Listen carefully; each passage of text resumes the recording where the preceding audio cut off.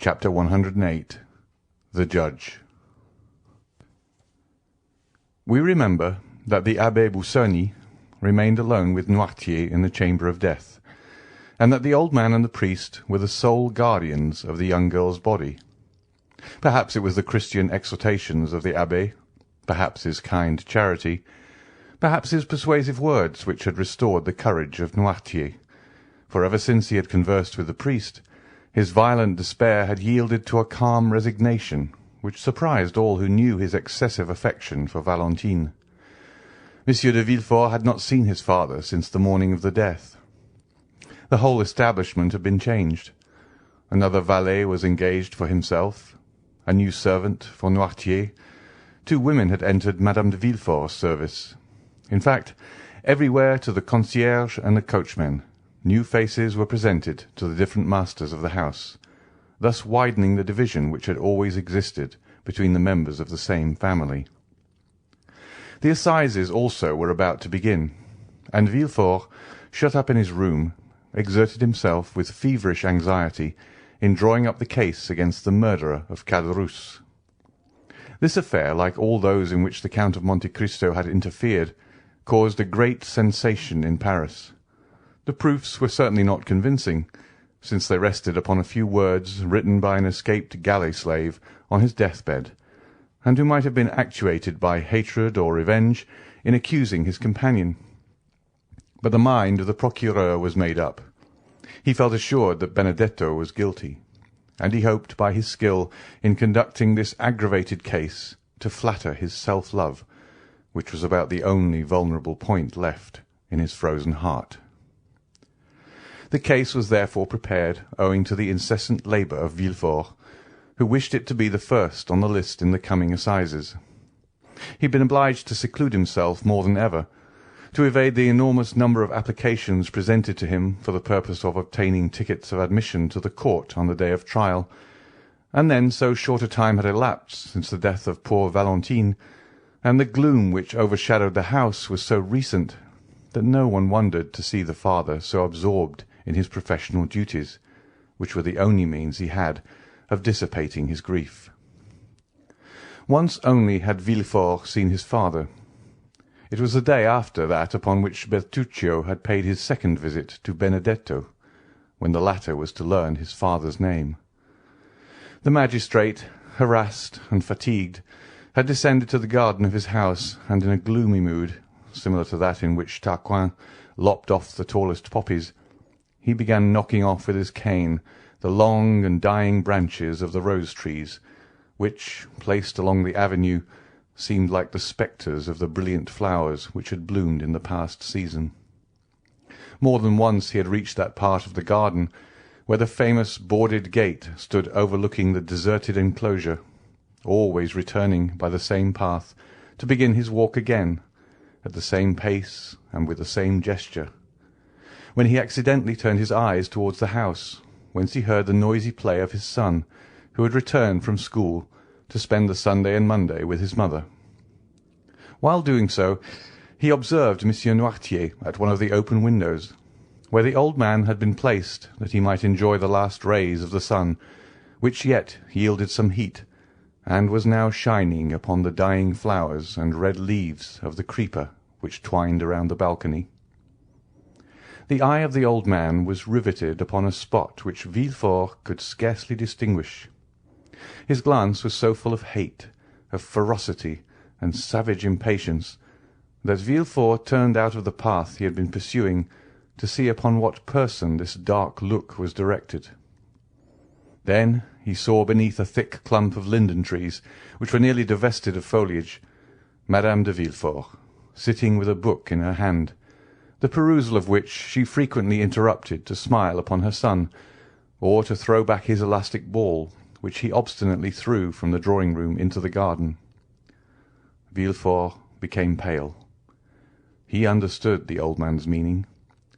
Noirtier continued to look at the same object, but suddenly his glance was transferred from the wife to the husband, and Villefort himself had to submit to the searching investigation of eyes, which, while changing their direction and even their language, had lost none of their menacing expression.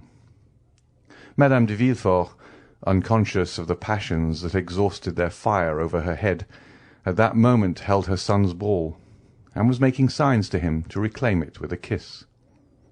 Edward begged for a long while, the maternal kiss probably not offering sufficient recompense for the trouble he must take to obtain it.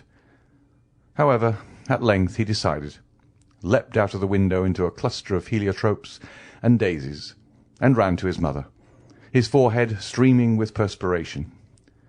Madame de Villefort wiped his forehead, pressed her lips upon it, and sent him back with the ball in one hand and some bonbons in the other. Villefort, drawn by an irresistible attraction like that of the bird to the serpent, walked towards the house. As he approached it, Noirtier's gaze followed him, and his eyes appeared of such a fiery brightness that Villefort felt them pierce to the depths of his heart.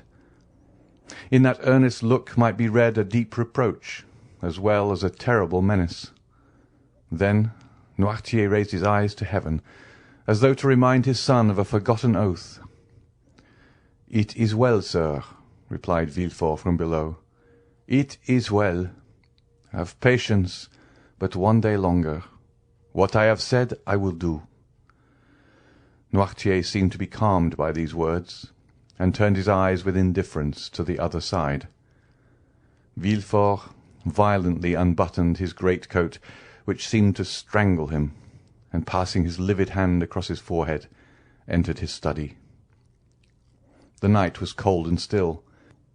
The family had all retired but Villefort, who alone remained up, and worked till 5 o'clock in the morning, reviewing the last interrogatories made the night before by the examining magistrates, compiling the depositions of the witnesses, and putting the finishing stroke to the deed of accusation, which was one of the most energetic and best conceived of any he had yet delivered.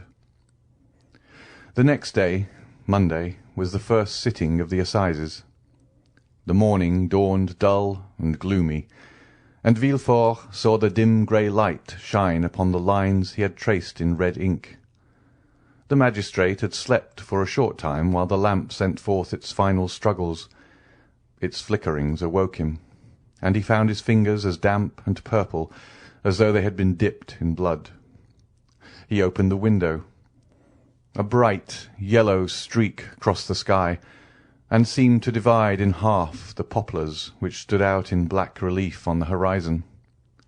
In the clover fields beyond the chestnut trees, a lark was mounting up to heaven, while pouring out her clear morning song.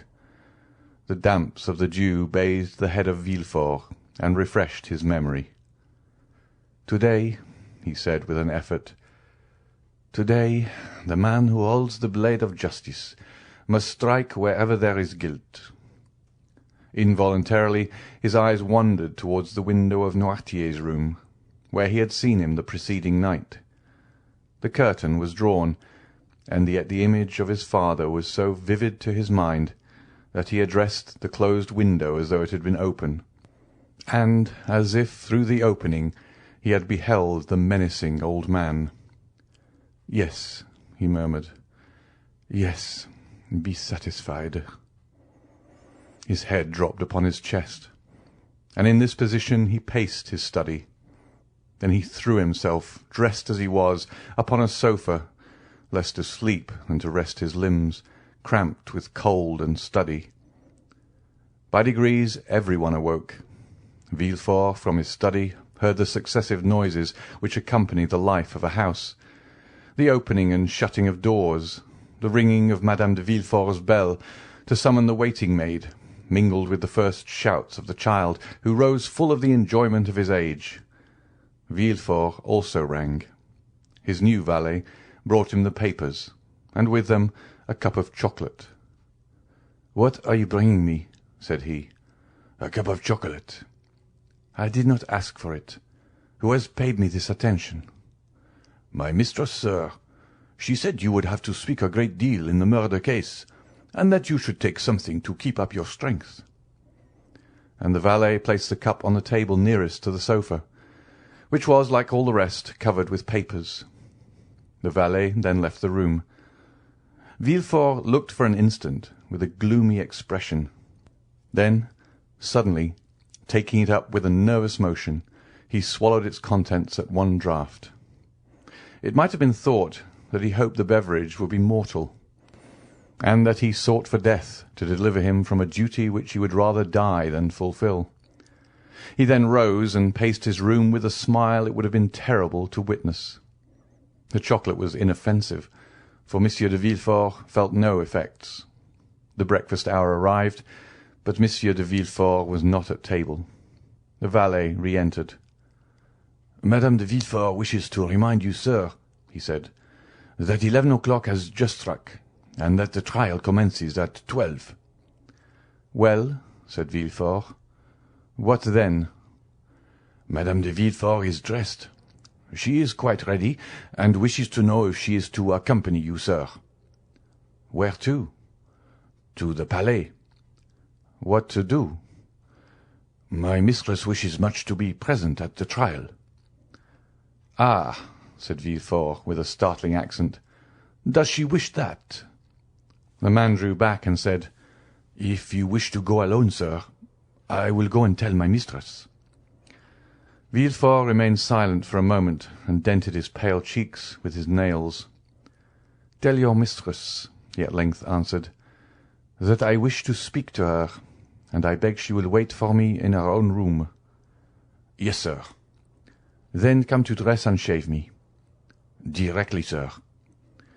The valet reappeared almost instantly, and, having shaved his master, assisted him to dress entirely in black. When he had finished, he said, "My mistress said she should expect you, sir, as soon as you had finished dressing." "I am going to her." And Villefort, with his papers under his arm and hat in hand, directed his steps toward the apartment of his wife.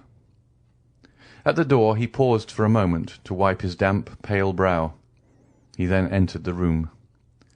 Madame de Villefort was sitting on an ottoman, and impatiently turning over the leaves of some newspapers and pamphlets which young Edward, by way of amusing himself, was tearing to pieces before his mother could finish reading them. She was dressed to go out. Her bonnet was placed beside her on a chair, and her gloves were on her hands. "Ah, here you are, monsieur," she said in her naturally calm voice. "But how pale you are! Have you been working all night? Why did you not come down to breakfast? Well, will you take me, or shall I take Edward?" Madame de Villefort had multiplied her questions in order to gain one answer, but to all her inquiries Monsieur de Villefort remained mute and cold as a statue. "Edward," said Villefort, fixing an imperious glance on the child, "go and play in the drawing-room, my dear. I wish to speak to your mamma." Madame de Villefort shuddered at the sight of that cold countenance, that resolute tone, and the awfully strange preliminaries. Edward raised his head, looked at his mother, and then, finding that she did not confirm the order, began cutting off the heads of his leaden soldiers. "Edward!" cried Monsieur de Villefort, so harshly that the child started up from the floor. "Do you hear me? Go!" The child, unaccustomed to such treatment, arose pale and trembling. It would be difficult to say whether his emotion were caused by fear or passion. His father went up to him, took him in his arms, and kissed his forehead. "Go," he said. "Go, my child." Edward ran out. Monsieur de Villefort went to the door, which he closed behind the child, and bolted. "Dear me," said the young woman, endeavouring to read her husband's inmost thoughts, while a smile passed over her countenance, which froze the impassibility of Villefort. "What is the matter?" "Madame, where do you keep the poison you generally use?"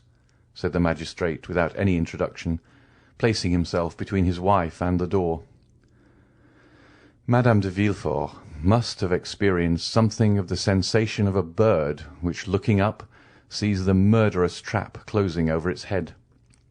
A hoarse, broken tone, which was neither a cry nor a sigh, escaped from her while she became deadly pale.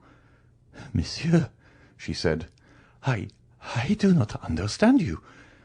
And in her first paroxysm of terror she had raised herself from the sofa. In the next, stronger, very likely than the other, she fell down again on the cushions. "I asked you," continued Villefort in a perfectly calm tone, "where you concealed the poison by the aid of which you have killed my father-in-law, Monsieur de Saint-Méran, my mother-in-law, Madame de Saint-Méran, Barrois, and my daughter Valentine." "Ah, sir!" exclaimed Madame de Villefort, clasping her hands, "what do you say?" "It is not for you to interrogate, but to answer." "Is it to the judge or to the husband?" stammered Madame de Villefort. "To the judge. To the judge, madame." It was terrible to behold the frightful pallor of that woman, the anguish of her look, the trembling of her whole frame. "Ah, sir," she muttered. "Ah, sir." And this was all. "You do not answer, madame," exclaimed the terrible interrogator. Then he added, with a smile yet more terrible than his anger, "It is true, then. You do not deny it." She moved forward. "And you cannot deny it," added Villefort, extending his hand towards her as though to seize her in the name of justice. "You have accomplished these different crimes with impudent address, but which could only deceive those whose affections for you blinded them. Since the death of Madame de Saint-Méran, I have known that a poisoner lived in my house. Monsieur d'Avrigny warned me of it. After the death of Barrois, my suspicions were directed towards an angel. Those suspicions which, even when there is no crime, are always alive in my heart. But after the death of Valentine, there has been no doubt in my mind, madame. And not only in mine, but in those of others. Thus your crime, known by two persons, suspected by many, will soon become public. And as I told you just now, you no longer speak to the husband, but to the judge." The young woman hid her face in her hands. "Oh, sir," she stammered, "I beseech you, do not believe appearances." "Are you then a coward?" cried Villefort in a contemptuous voice. "But I have always observed that poisoners were cowards. Can you be a coward, you who have the courage to witness the death of two old men and a young girl murdered by you?" "Sir, sir!" "Can you be a coward?" continued Villefort with increasing excitement.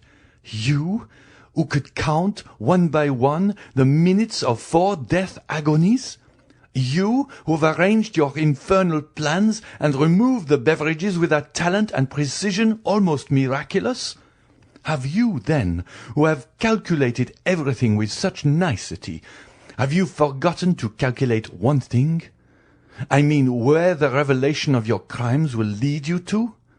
Oh, it is impossible! You must have saved some surer, more subtle and deadly poison than any other, that you might escape the punishment that you deserve. You have done this, I hope so at least." Madame de Villefort stretched out her hands and fell on her knees. "I understand," he said. "You confess, but a confession made to the judges.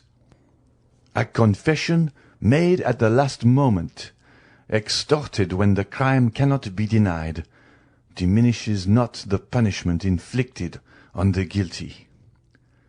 "The punishment?" exclaimed Madame de Villefort. "The punishment, monsieur? Twice you have pronounced that word." "Certainly. Did you hope to escape it because you were 4 times guilty? Did you think the punishment would be withheld because you are the wife of him who pronounced it? No, madame, no. The scaffold awaits the poisoner, whoever she may be, unless, as I just said, the poisoner has taken the precaution of keeping for herself a few drops of her deadliest potion."